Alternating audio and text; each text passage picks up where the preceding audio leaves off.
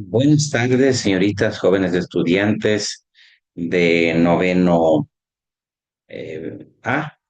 Estoy haciendo el último vídeo de la clase 3.4, es decir, la última de la unidad 3 para ustedes, ¿no? La anterior semana no hubo el día viernes, que es el día que recojo información, sistematizo, relaciono con el paralelo B de la tarde y hago el material. Pero justamente el día viernes, inusualmente y abruptamente se dio libre al sector público y privado y por tanto no se trabajó. Entonces, por eso es que no se hizo esa actividad. Sin embargo, estuvo previsto tomarles la prueba el lunes 29 para evaluar la unidad 3, pero en razón de que no se ha abordado el tema 3.4 a plenitud, pese que algunas cosas ya se han trabajado, entonces preferí posponer la prueba. Me pondré de acuerdo con la directiva del curso para una nueva fecha, ¿ya? Bueno, dicho eso, entonces decirles que la unidad está terminando con esta última videoconferencia y con eso pasaríamos a la unidad 4 que duraría prácticamente 2 semanas, 2 semanas de trabajo y la última semana para ya entrar en un ciclo de evaluación, de recuperación para los casos pendientes, de arreglar, digamos, los cuadros de calificaciones, los aprendizajes, las enseñanzas de la asignatura, no cerrar el ciclo académico como corresponde y entrar a examen. De manera que ya al iniciar la unidad 4 estará planificada las fechas tanto de examen eh, del sumativo 2, asimismo del supletorio, las fechas para dar notas, todo estará ya debidamente previsto y ustedes conocerán, ¿ya? A tiempo, eso será en esta misma semana. Bueno, entonces nos falta trabajar el último tema. Voy a compartir con ustedes la pantalla para presentar la clase, ¿no? Previo voy a presentar el sílabo de la asignatura. No me demoro mayor cosa, solamente para ratificar la unidad 4. La unidad 4, como todas, tiene 4 temas: las profesiones, origen, característica. Abordamos ampliamente esta temática, ¿ya? Luego, eh, abordamos éticas aplicadas a las profesiones como segundo tema. Eso fue hace unos 3 semanas. Dilemas éticos de la educación actual. Y finalmente, la ética de ontología docente. Es decir, una vez que abordamos la ética y la deontología en las profesiones en general, pues nos dedicaremos a la ética docente y más en específico a la ética de la docente de educación básica. Con eso cerramos la unidad 3 del sílabo, ¿no? Bien, dicho eso, entonces pasamos a compartir ya el material respectivo, ¿ya? Bueno, entonces vamos adelante, vamos con este material, estudiantes de noveno semestre A. Abordar de entrada algunos aspectos de la deontología docente, en general de la docencia. Y eso lo hago porque parecería que podemos hablar de una sola deontología para el docente, la docente. Y hoy con el mundo tan rápido que vivimos, con la sociedad del conocimiento, la globalización, el hiperconocimiento, el hiperacceso a la investigación, la cada vez más fuerte clasificación de las ciencias, subclasificación de las ciencias. Entonces se vuelve inmensamente necesario abordar a la profesión como una ética casi, casi general, Que miren, hoy por hoy hablamos de docentes, pero con una gran clasificación. Si bien la función del docente es enseñar, pero hay una gran clasificación de docentes. Por ejemplo, docentes en educación inicial, que no es lo mismo que la docente de los otros niveles de la educación, docentes de básica. Y aún en docentes de básica, no es el docente como tal de las áreas básicas, ¿no? Sino el docente de inglés, el docente de educación física, el docente del TS, etcétera, etcétera. ¿No? Una cantidad de cosas muy particulares para cada una de las docencias de educación básica. Y ni se diga en bachillerato. Y otro mundo también es la docencia de la educación superior, señoritas jóvenes estudiantes de noveno A, ¿no es cierto? En la educación superior, una es grado y otra es posgrado. Y en posgrado también hay una inmensa clasificación. Entonces, miren ustedes cuán amplia es la docencia. De manera que podemos hablar muy en general de la ética docente, ¿no? La ética docente.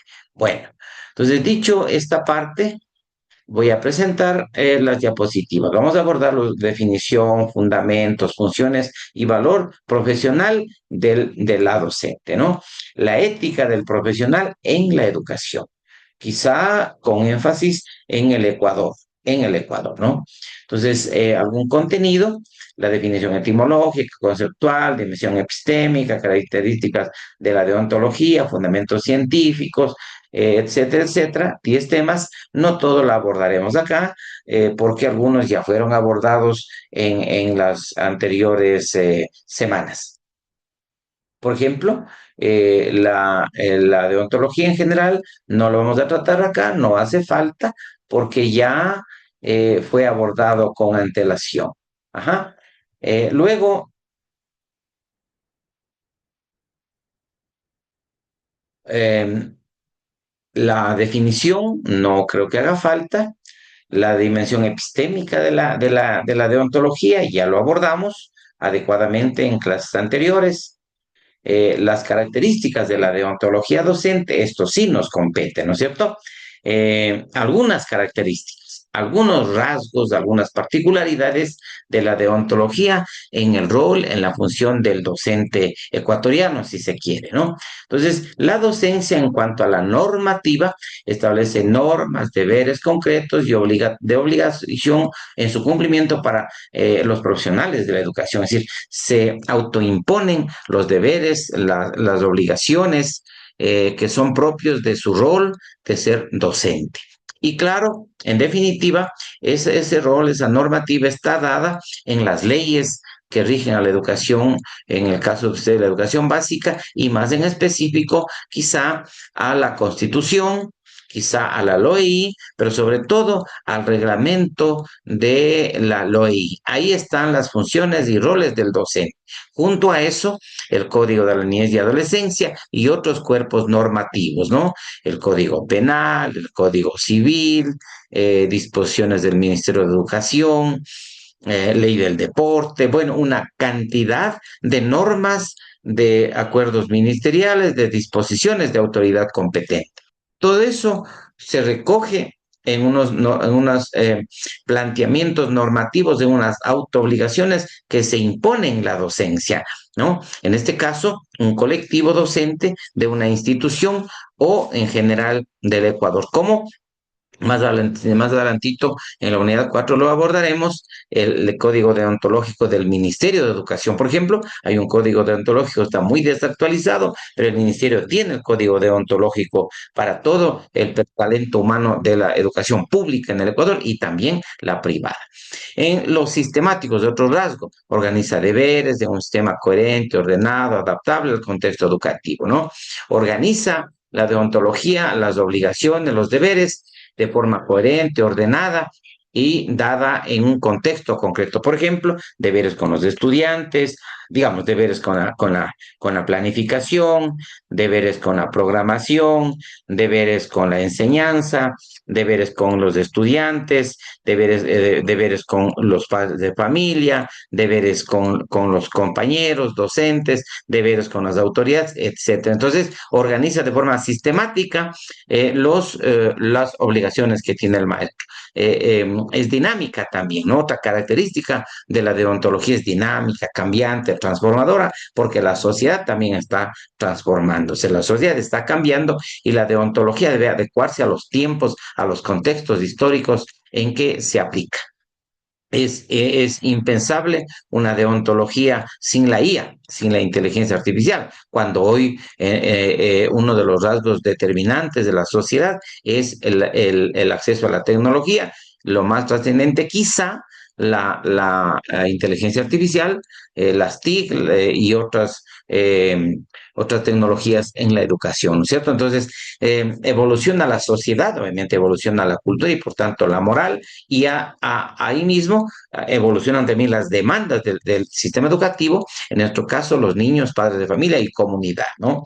Es reflexiva, pero claro que es reflexiva, ¿no es cierto? Porque promueve la autoevaluación permanente del docente sobre su propia práctica pedagógica y ética. Entonces, la deontología promueve que el maestro reflexione, ¿no? En la religión diríamos se autoflagele, ¿no es cierto? Los pecados cometidos. Acá en el laicismo decimos no, se autocritique, se autovalore, ¿no es cierto? Se autodiga que hizo mal, que hizo bien el docente. Entonces también es un rasgo que la deontología debe ser reflexiva, debe ser social, trasciende al ámbito individual y orienta la relación de docentes con estudiantes, docentes con comunidad, con las familias, con la institución, con el Estado y con el conjunto cultural donde se desenvuelve. Por tanto, también es una característica ser social, ¿no? Y es teleológica también, se orienta hacia los fines, hacia los grandes objetivos que busca el ser humano, ¿no? Que intenta llegar y para eso lucha, es decir, su proyecto de vida, su aproximación al ser que buscamos llegar a ser y a la vida que intentamos llegar a tener. Es una búsqueda permanente, ¿no? Entonces, la teleología como la ciencia filosófica de los fines.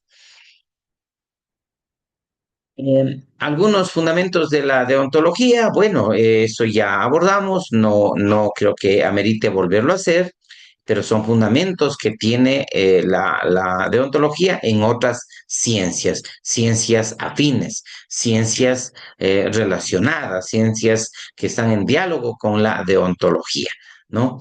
Bueno, aquí tenemos las ciencias que ya se abordó, la relación de la, de la deontología con otras ciencias, ¿no?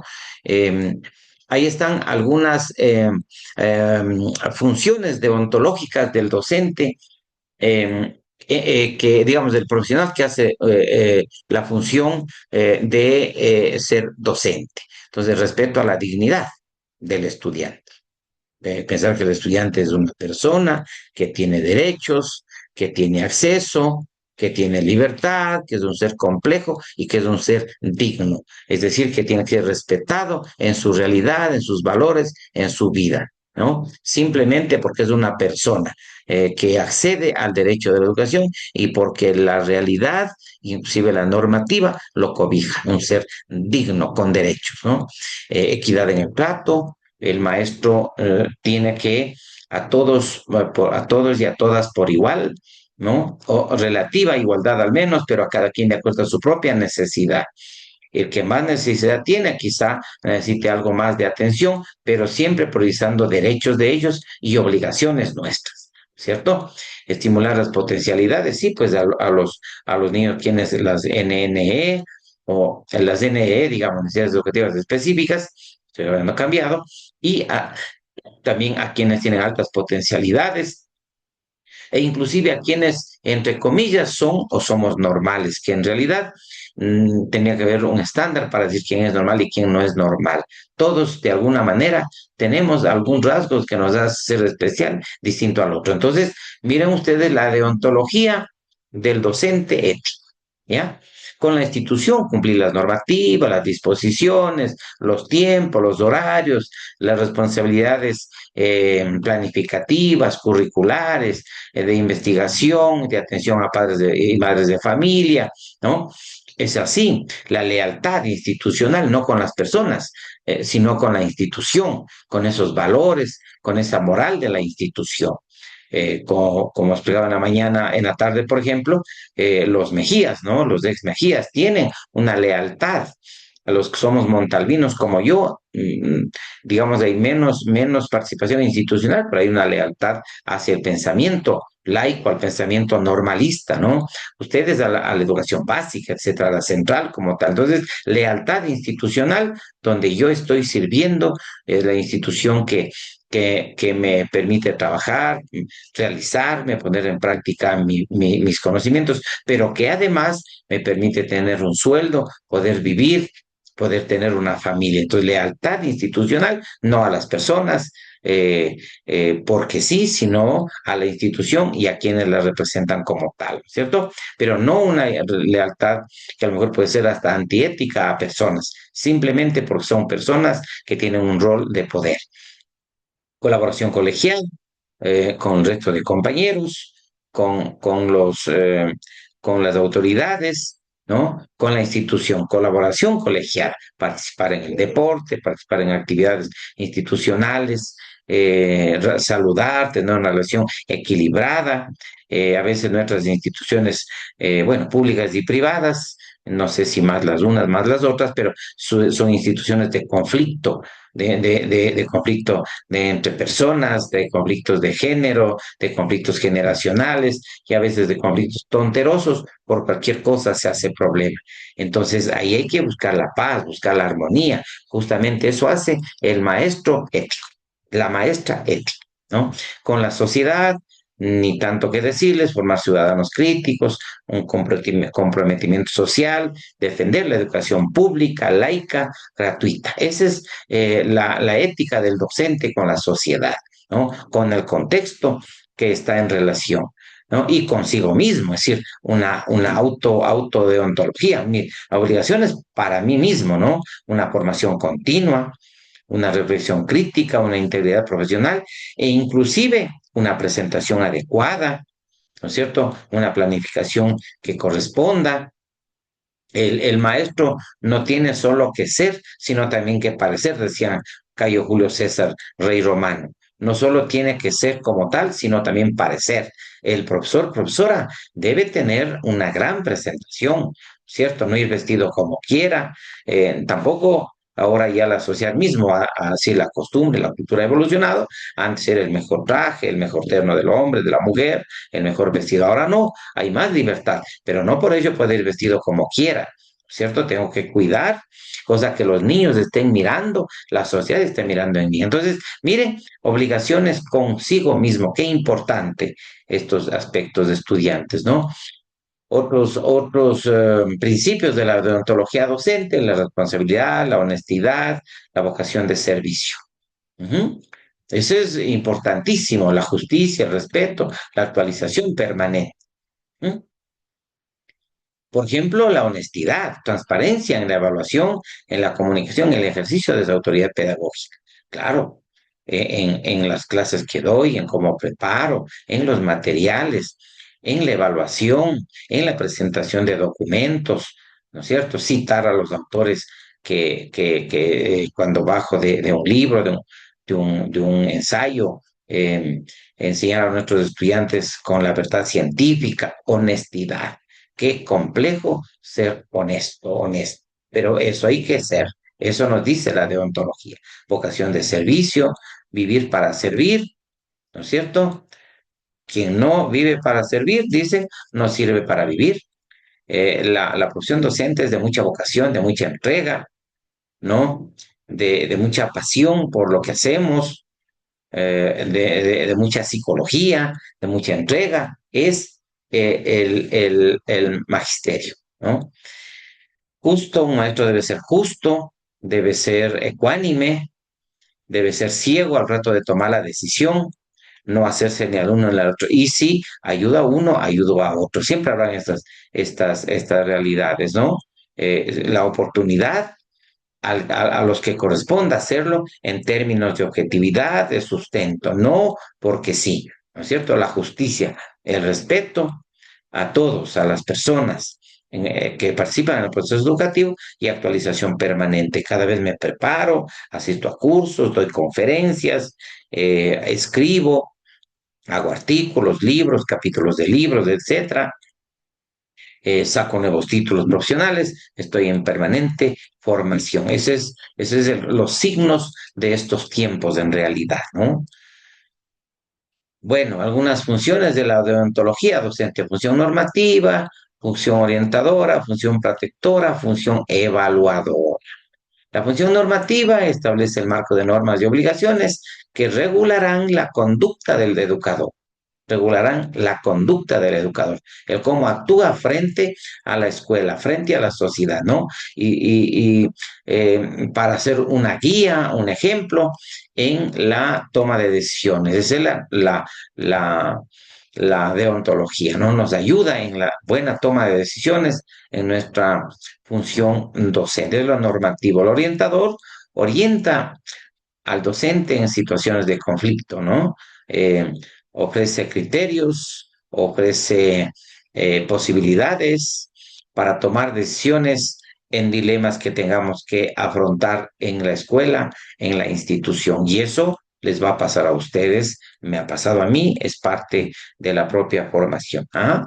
Función protectora: protege la dignidad del estudiante, del docente y de la institución educativa frente a abusos, negligencias, comportamientos contrarios a la ética. Mire, a veces la deontología me protege a mí de que yo no cometa un error frente a mis estudiantes, que no cometa una barbaridad yo y que después puedo tener consecuencias inadecuadas por decisiones no pensadas, poco pensadas. Me protege cuando hay un código deontológico de actuación profesional, cómo debo actuar, en qué momentos, ¿no?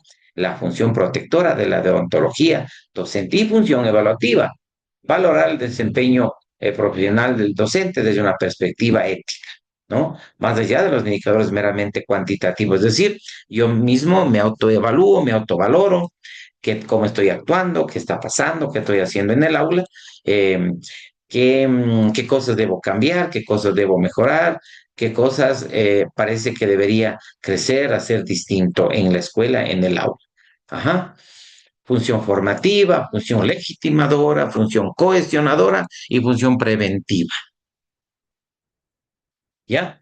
Función formativa: contribuye a la formación ética del propio docente durante la trayectoria profesional, fomenta la reflexión moral continua y el autodesarrollo profesional, ¿no?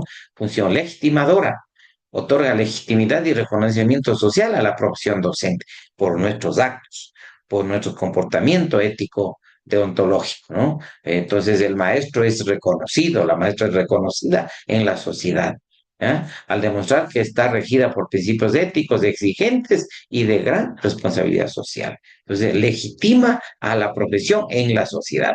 La profesión de maestro es bastante legitimada. Hay cosas que suceden, ¿no?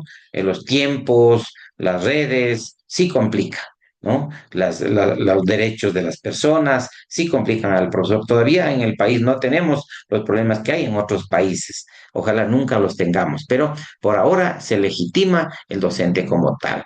Función cohesionadora: une a los profesionales de la educación en torno a valores, a objetivos, a identidad.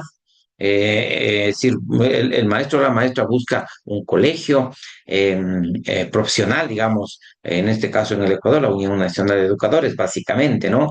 Formas de agremiarse, de solidarizarse, de actuar juntos para defender derechos y realizar conquistas, ¿no? Entonces, el maestro debe buscar cohesionarse, no individualizarse, no vivir solo para sí y su entorno pequeñito, sino con los maestros en general, así como hacen los ingenieros, hacen los abogados y toda la profesión. Un rasgo de la profesión actual es la función del gremio, de la cohesión de la profesión. Ujú.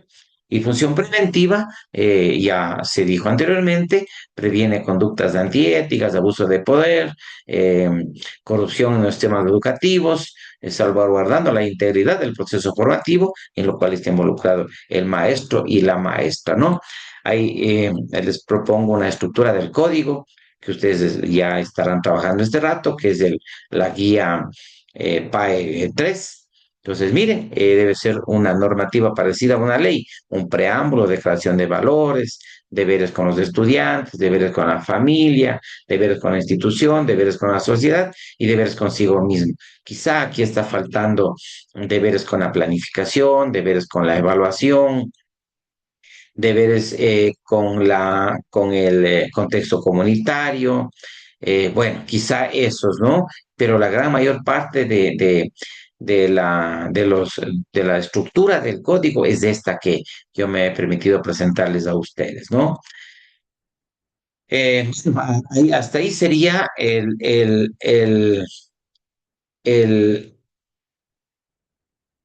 estas diapositivas. Voy a dejar de compartir para presentar las otras diapositivas y completar la jornada de trabajo, ¿no? Bien, vamos entonces a presentar la otra parte. A ver, me voy a hacer arribita.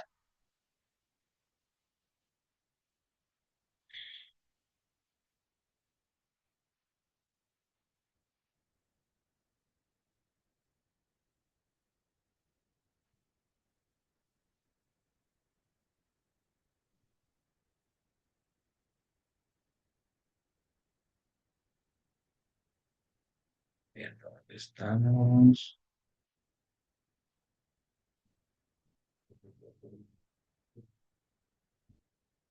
Aquí estamos. Muy bien. A ver, entonces vuelvo a compartir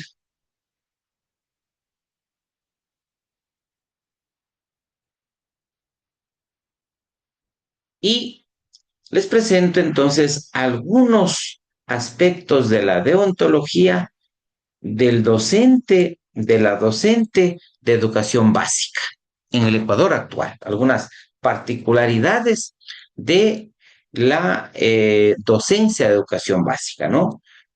¿Cómo o qué aspectos contiene la deontología de este nivel de educación? Ujú. Vamos a ver. El docente de educación básica es hoy un profesional que más directamente enfrenta las complejidades sociales, tecnológicas y éticas descritas. Su aula es el espacio donde convergen todos los problemas y todas las posibilidades de transformación. Claro, porque el docente, la docente de educación básica, tiene las cuatro áreas, por lo menos las cuatro, en otros casos tienen sido la educación física, las artes, y ya se convierten en seis áreas. Pasa todo el tiempo con los estudiantes, enfrenta toda la realidad de lo que traen los niños, las familias, que eso tal vez no sucede con la misma amplitud e intensidad en el bachillerato. El profesor de bachillerato tiene, si bien una cantidad de problemas en unos sentidos más complejos que los nuestros, pero en realidad se reduce a su asignatura, a su formación muy específica académica. En cambio, nosotros, nuestra formación más es pedagógica y científica, y mientras más crece, más científica, pero mientras más abajito está el profesor en segundo, tercero de básica, cuarto de básica, más pedagógica. Entonces, afronta esas complejidades de la sociedad, ¿no?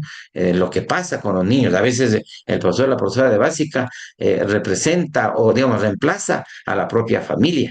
Claro, eso es lo que sucede, ¿no? Entonces, algunas tensiones del rol docente. El mandato legal, la ley en la educación básica es muy fuerte, muy coercitiva, de mucho cuidado deontológico para el docente.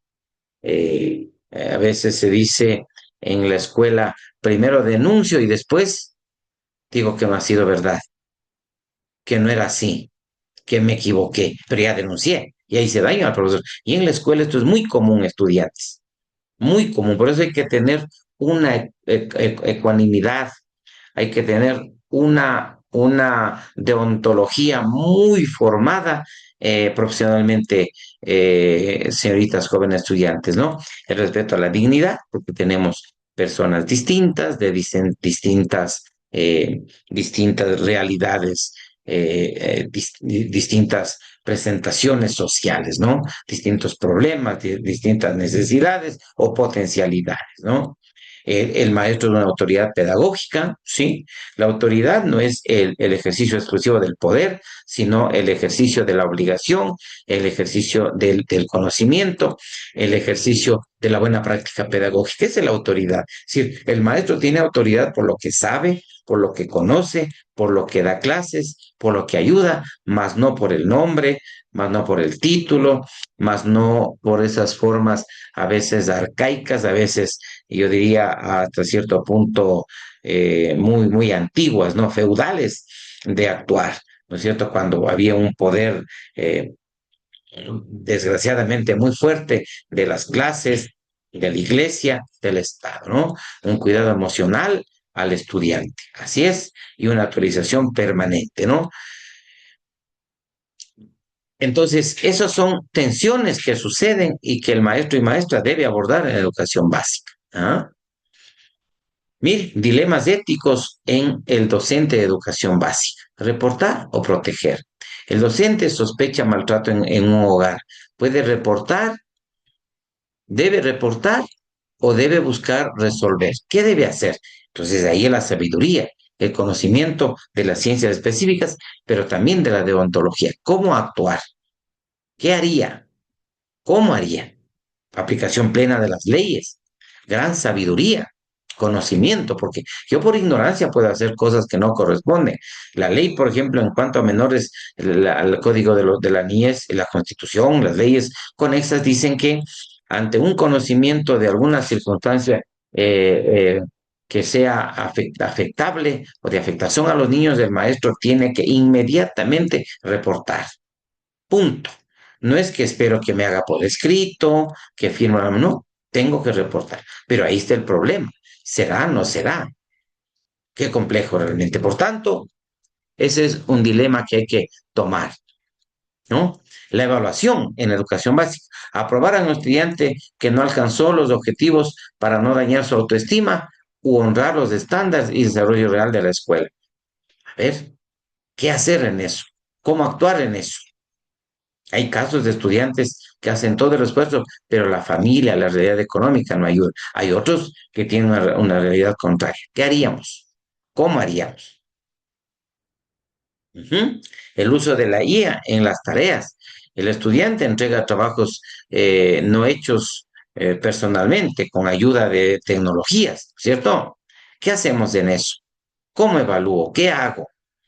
¿Cómo doy salida a esos temas? Y ahora son muy recurrentes, porque el maestro tiene que dar la clase, tiene que dar la clase con su conocimiento, para eso se formó. Confidencialidad en el caso de los estudiantes, ¿no es cierto? Lo que sucede, lo que dicen, lo que hagan en la escuela, yo tengo que cuidar como profesor, profesora. Y en grandecitos pasa a veces situaciones inclusive de alcohol o de otros tipos de circunstancias. Entonces tengo que saber cuidar esas situaciones de manera profesional, ética, ¿no? E institucional. Neutralidad política en el aula, ¿sí?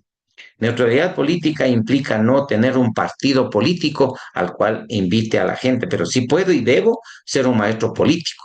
Paulo Freire dice que el maestro y la profesión, ante todo, es una profesión política, de decir las cosas, de proponer ideas para cambiar el mundo. Pero claro, no tomando partido con un partido u otro partido, movimiento, otro movimiento, ¿no es cierto? Tampoco tomar partido en la religión, tampoco tomar partido en las posiciones sexogenéricas, por ejemplo. Eso también es formas de hacer política. Ujú. El docente tiene hasta cierto punto la obligación de ser más, yo diría, más que neutral, científico, conocedor, crítico social, más que neutral. Quizá la neutralidad no ayudaría mucho, pero sí tengo que mostrarme abierto a todo y no decir lo que no corresponde decir en el aula. Eso no me hace ser tan neutral tampoco, ¿no es cierto? ¿Ya? Trato diferenciado y equidad, sí. Dar más atención a estudiantes con más dificultades que más necesitan. Eso no significa que a todos por igual, ni tampoco discriminación a otros, ¿sí? Oportunidades pedagógicas frente a riesgos éticos, ¿no es cierto? Oportunidades pedagógicas, personalización del aprendizaje en distintos ritmos y estilos, retroalimentación inmediata que el docente no puede dar a 35 estudiantes simultáneos, mire usted. Ese es un problema de tiempo, ¿no? ¿Cuándo lo hago? Yo trabajo unas horas, no me pagan por hacer más que eso, pero a veces toca. Es complejo hacer la tutoría, la retroalimentación. Acceso a recursos en idiomas, ¿no?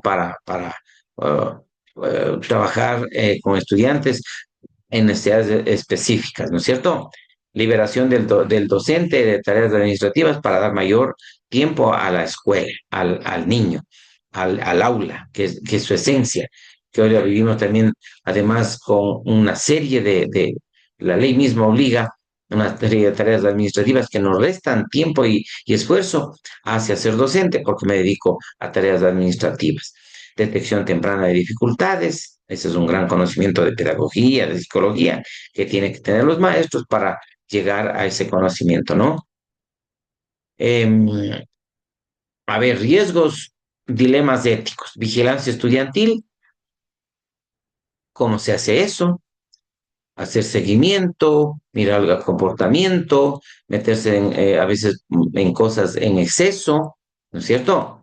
La deshumanización, reemplazar el vínculo afectivo docente-estudiante por la eficiencia algorítmica, vea usted, es decir, por el uso de la computación, sesgos algorítmicos que producen discriminación, recomendaciones y evaluaciones, brecha de acceso a la IA en el aula puede ampliar desigualdades si no hay infraestructura equitativa, pero también un manejo técnico de las propias IA para que los niños, sin negar esa realidad, ingresen de las maneras que corresponden y hagan o hagamos lo que se corresponde hacer, ¿no? Dependencia cognitiva. Uh-huh. No es conveniente solamente que la IA haga lo que yo debo hacer. Yo debo, inclusive lo que hacer en la IA, programar lo que voy a hacer, siempre y cuando yo ya tenga el conocimiento previo y la IA me ayude a organizar, pero no darme asiento, ¿no? Bueno, ahí están algunos derechos y obligaciones de derechos de la niñez y obligaciones del docente. Ajá. Por ejemplo, derecho a la educación de calidad es un derecho que tienen los niños y el profesor tiene la obligación de prepararse y ofrecer esa educación de calidad. Mire, el derecho del niño nos obliga. Donde terminan mis derechos, comienzan mis obligaciones. Ajá. Derecho a la protección contra el abuso, obligación de denunciar el maltrato, la omisión que sucede en la escuela, conocer protocolos, normativas para actuar. Derecho al juego y al descanso, obligación del maestro, resistir a la presión de la hiperexigencia académica, defender el desarrollo integral desde la práctica cotidiana. Mire usted, derecho a no ser discriminado, obligación del profesor, vigilar los propios sesgos conscientes e inconscientes frente a estudiantes con diferentes orígenes. ¿Ah? Derecho a ser escuchado de los niños, obligación del maestro, crear condiciones para una participación dinámica, un clima adecuado, ¿no? Para que haya una afectividad en el aula. Derecho a la privacidad, tienen los niños, obligación del maestro, gestionar con ética los datos del estudiante, qué sí debemos pedir, qué no podemos pedir, y si lo pedimos, ¿qué hacemos con esos datos? ¿Para qué nos sirven? No pidamos lo que no nos sirve, ¿no? No pidamos lo que no va a ser útil para lo que necesitamos trabajar en la escuela. En realidad, en la escuela básica, sí se piden una cantidad de cosas que probablemente cuando más grande ya no se lo hace. Hace una formación ética integral del docente de educación básica, conocimiento deontológico. El maestro de educación básica debe conocer las normativas, debe conocer la legislación a plenitud. Y los trabajos que han hecho ustedes y que están haciendo en las guías PAE reflejan esa formación, esa necesidad, ¿no es cierto?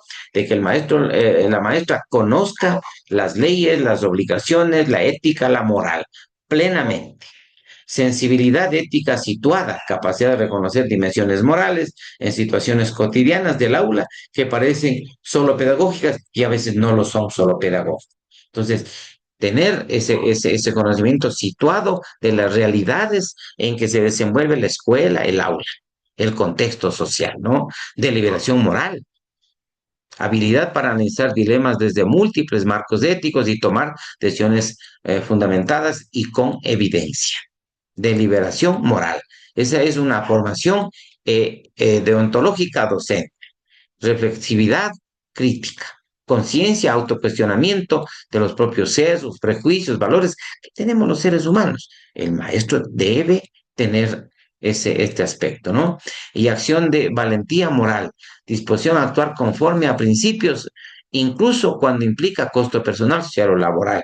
Cuando hablaba yo hace un ratito nomás de ser grato con el jefe, de mostrar un acercamiento a las autoridades. No es porque sí.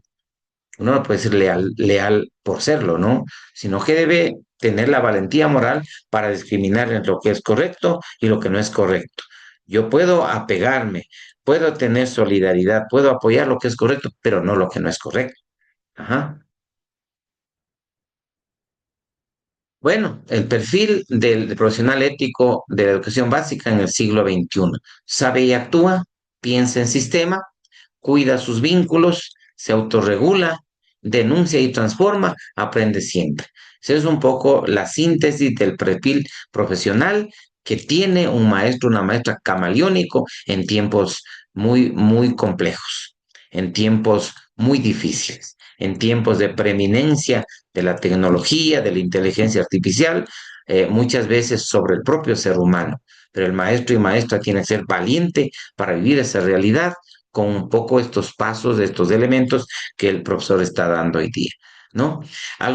Finalmente, algunas conductas no éticas del docente y que sucede y que contradice con lo que se está explicando en la deontología.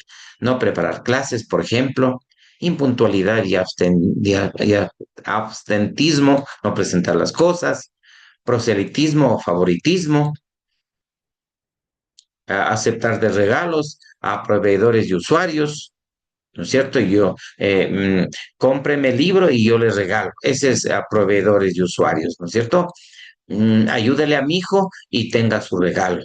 Esto pasa en la escuela. El maestro debe tener la suficiente formación ética deontológica para hacer lo que corresponde hacer. Elevar calificaciones sin justificación, sí, porque es del amigo, porque es del familiar, etcétera, etcétera. Ya hemos hablado tanto de esto. Priorización de bienes externos, dinero, prestigio, sobre bienes internos de la persona, la formación, la calidad educativa. Estas son un poco conductas no éticas del docente que hay que evitarlo en nuestro ejercicio profesional. Y hasta ahí terminamos, ¿no? Bien, con esto estamos cerrando el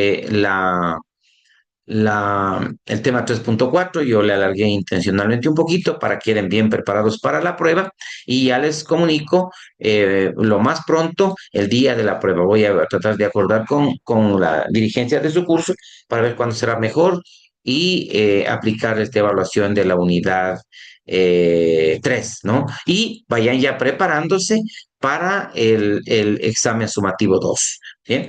En esta semana también ya les publico el aula 4 última, será una aula más pequeña, más sintética, pero también con algunas cuestiones que le va a traer estrés a usted en el cierre del semestre y a mí también por el tema de calificaciones. Bueno, buenas tardes, buenas noches, estén donde estén, me estoy despidiendo de ustedes. Que pasen bien.